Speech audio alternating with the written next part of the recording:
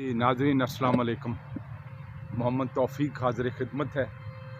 और mark Twain ने कहा था कि अगर आप अच्छी आबो हवा चाहते हैं तो जन्नत में जाएं, और अगर अच्छी सोबत चाहते हैं तो जहन्नुम में जाएं।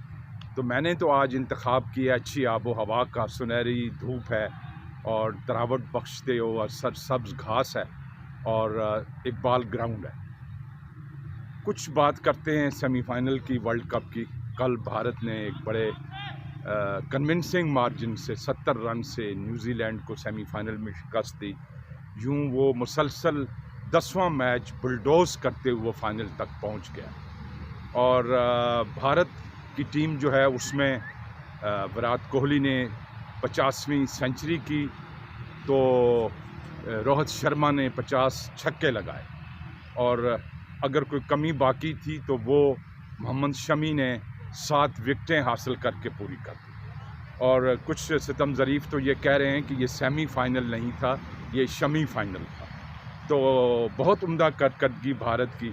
और आज जो हमने वहाँ मंज़र देखे, वो जो कहते हैं कि खेल बनी नौ इंसान की मुश्तरका मीरास है, उसका एक मंज़र हमने देखा कि Vivian Richard, David Beckham, Sachin Tendulkar और विराट कोहली एक ही फ्रेम में नज़र आए। तो ये मंज़र बहुत रेयर होते हैं।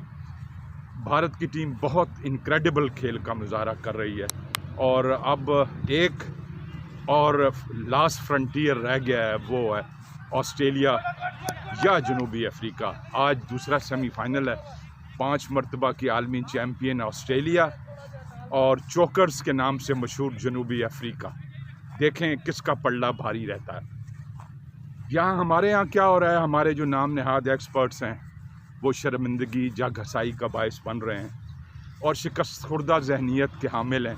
कभी कहते हैं कि टॉस विराट कोहली इतने, रोहित शर्मा इतने दूर फेंकते हैं, और फिर जो अंपायर हैं वो बैटिंग पहले इंग्लैंड को दे देते हैं। कभी कहते हैं कि बॉल में कोई ख़ास चीज़ लगाई गई है जिससे ज़्यादा स्विंग हो रही है, इंडियन बॉलर्स को मिल रही है।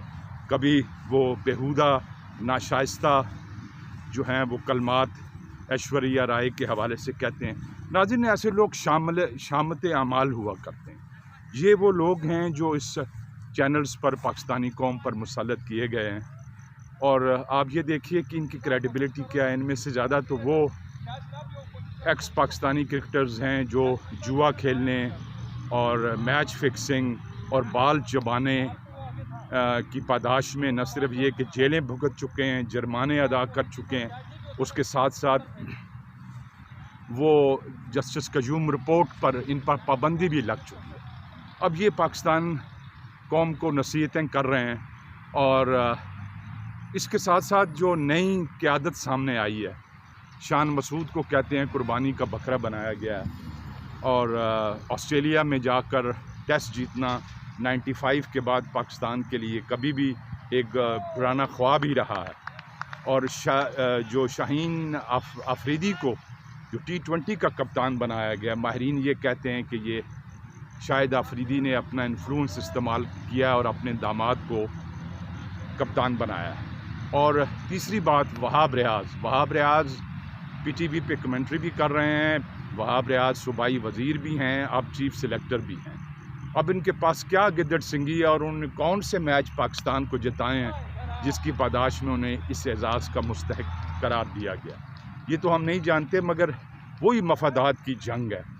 और मैं समझता हूँ बाबर आज़म ने अच्छा फ़ैसला किया कि बाजू वाली गली से बाहर निकल गया है, क्योंकि ऑस्ट्रेलिया में सीरीज़ खेलना कोई आसान काम नहीं है। और फिर मैं समझता हूँ उन्हें मौका मिलेगा अपनी बैटिंग पे कंसंट्रेट करने का। इसके साथ साथ नाज़रीन, जो मैं बार बार कह रहा हूँ कि हमें ये देखना चाहिए कि पाकिस्तान क्रिकेट की ये जो टीम है ये बंच ऑफ मीडियोकर्स है। इसमें कोई मैच विनर नहीं है, कोई वर्ल्ड क्लास खिलाड़ी नहीं है।